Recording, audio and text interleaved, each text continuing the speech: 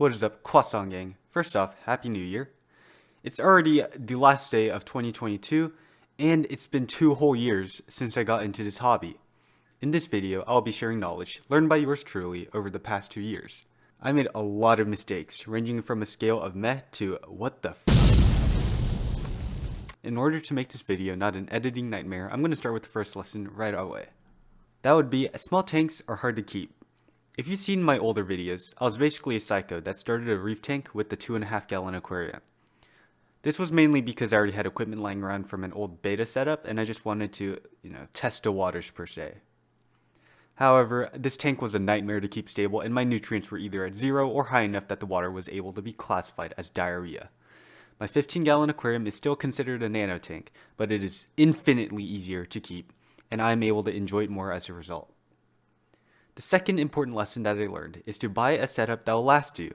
I foolishly upgraded my 2.5 gallon tank to a whopping 5.5 gallon tank when I perfectly knew that I wanted to continue this hobby for the long term.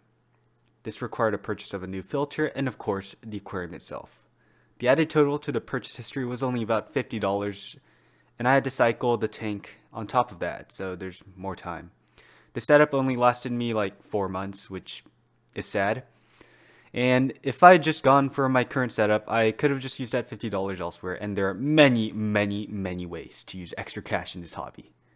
By getting a setup that didn't last me, I now have a different aquarium that could have been more stable with the extra runtime, and possibly even have corals that actually show signs of growth. Although this is for me personally, getting equipment like the AI Prime that has the capability of growing anything prevents me from blaming equipment for my failures.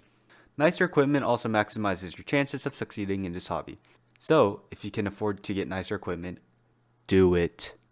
The third lesson is to respect the cycle. Cycling an aquarium is extremely important as it helps keep toxic substances like ammonia at a lower level. Properly cycling an aquarium will make it easier to keep and require less money in filter media. Because my aquarium is properly cycled, I only run filter pads and ceramic media in order to keep my aquarium. I don't have to spend the extra money on media or time doing water changes in order to manage the nutrient levels in my aquarium. I can easily get away with going 4 whole weeks without doing a water change, as seen in my previous video. You see people like Coralfish 12G and reef builders adding livestock the day of the tank setup and using bottled bacteria products like the Fritz Turbo Start. While I have had good experiences with these products, I found that it is still beneficial ghost feeding and waiting a few weeks before adding livestock. Also, these people have had years of prior experience keeping roof tanks, so they don't make many mistakes. This is why they are able to get away with things like doing no water changes and adding livestock the same day.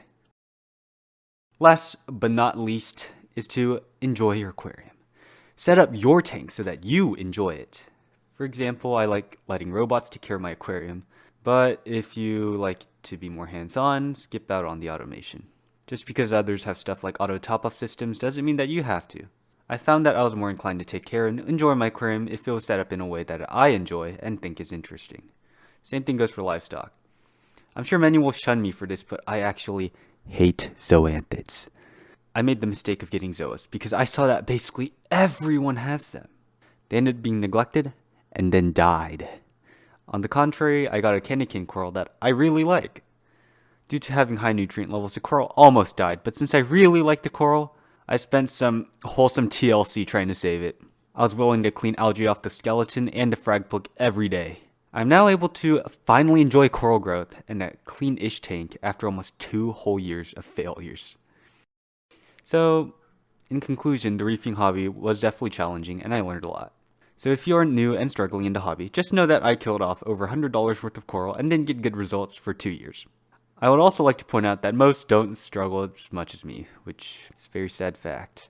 In fairness to me, I had a lot going on during my 2 years of reefing, like graduating high school, kind of important, and dreaming of becoming an engineer. So I was taking classes like AP Physics and AP English. And fun fact, I'm not majoring in engineering.